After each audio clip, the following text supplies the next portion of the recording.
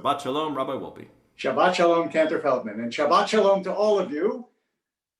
Before I begin this morning, I just want to answer a question that several people have sent to me over the past couple of weeks, and just make clear my own position and assumptions on it. Yes, you should get the vaccine. I don't know why people are already me asking, but you should. I intend to take it the moment that it is offered to me, and I suggest that you take it the moment that it is offered to you, and let us all hope that that will be soon. There. So now, should anyone ask you, what does the rabbi think about taking the vaccine? Tell them he's eager to get it, and you should be eager to get it too. Now on to matters of Torah, and this week, and in particular, I want to focus on a question that I have been thinking about all week and struggling with, and I think is interesting and illuminating, and invite you to examine this question with me, which is, why is God so focused on firsts? If you think about it, there is a lot of discussion about the firstborn in the Torah. Not only the firstborns of the Egyptians, of course, but also the firstborns of the Israelites. Remember that when you have a firstborn son, you are supposed to redeem him from the Kohen, Pijon Ben. And that idea that the firstborn somehow belongs to God, why doesn't the thirdborn belong to God? As a thirdborn, I'd like to belong to God too. How come only my older brother gets to belong to God and has to be redeemed?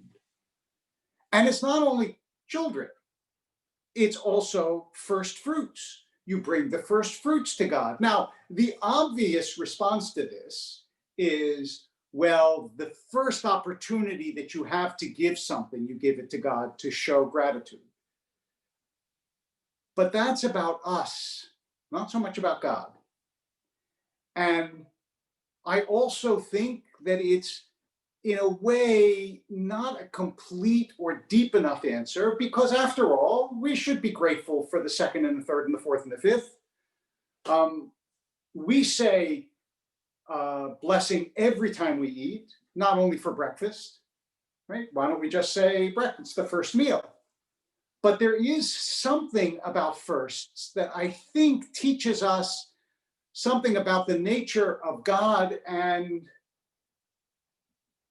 surprisingly and beautifully, there is a synergy here, not only with Parshat Bo, but even with the remarks that our Bat Mitzvah Tara made this morning. So let me go back to why the first might matter to God in a different way. If you ask yourself, what is God's greatest role in the Torah?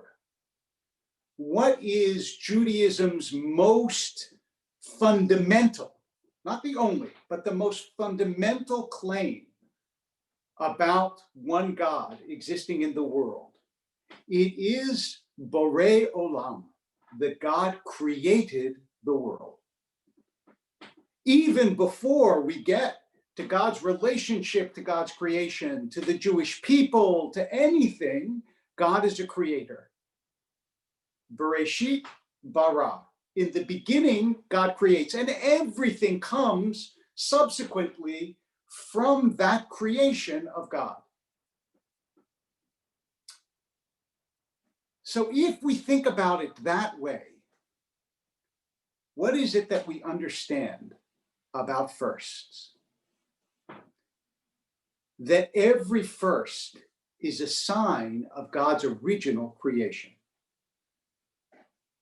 The first fruits are the signs that God created this fruit. The first child is a sign that God created human beings. Every first is a reminder of God's fundamental role. And here, the best illustration that I know is a joke, a wonderful joke that some of you have heard me tell before, but you will hear me tell it again. It's about scientists far in the future who look up at the sky and they say, listen, God, you were great in your own day, but now we can do everything you can do. We don't need you anymore.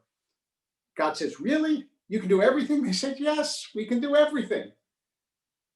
God said, you can create a human being from dust? They said, yes, we can create a human being from dust. God said, okay, I'd like to see it. So one of the scientists bends down, scoops up some dust, and God says, you get your own dust. You see, the idea still is that fundamentally the creation is God's. The beginning is God's. The firsts are God's. Now, why do I say that our bat mitzvah actually touched on this theme? Because she said the miracles of today are more subtle than the miracles of the past. Why? Because the firsts are always more evident than the subsequents. The initial miracles that we read about are earth-shattering. And then, of course, what God does is recede, pull back somewhat to give others the room to grow. That idea that God must give us the first and then allow us subsequently to fill in all that follows it is part of the partnership, the shutafut, between God and human beings that Judaism believes in so deeply. Neither of us, not God, not people, are in this alone. But the roles that we take, they change over time. And there are times when God's role is more evident, more pronounced, more immediate, and times when God recedes and is in the background and is almost like a good coach cheering from the sidelines. And this notion that the first is the reminder of creation is something that we actually have experience of again and again and again. You first wake up, and what do you say?